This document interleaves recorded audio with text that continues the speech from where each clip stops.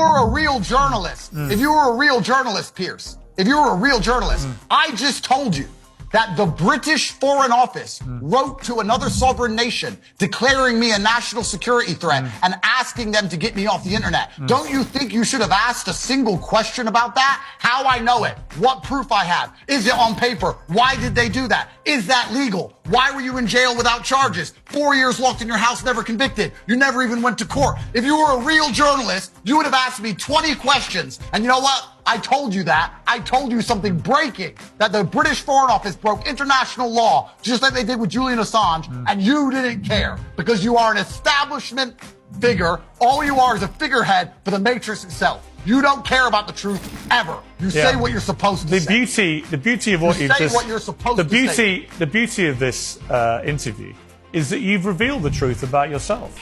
You just don't even really realize it, or maybe you do and you don't care.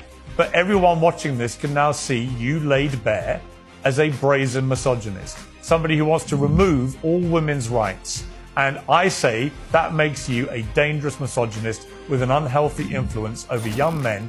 And they should watch this interview and understand very clearly that actually women should have the right to vote, they should have the right to work, they should have the right to hold positions of power, and that your kind of misogyny is actually taking us back 150 years to a place where women stayed at home should have the right and had to ride children the subway and took without care being of their stabbed man. in the neck. And if we went back to that far... Women should have the right to go outside without being raped by third world migrants. Yeah, you know what? The vast majority of women do go outside without that happening to them. The man they're having kids with can earn enough money to pay for the family. Women have more important rights than being psyoped by the media into caring about abortion, watching too much Sex in the City, and voting in a whole bunch of psychopaths who stab fellow women on the bus. Right.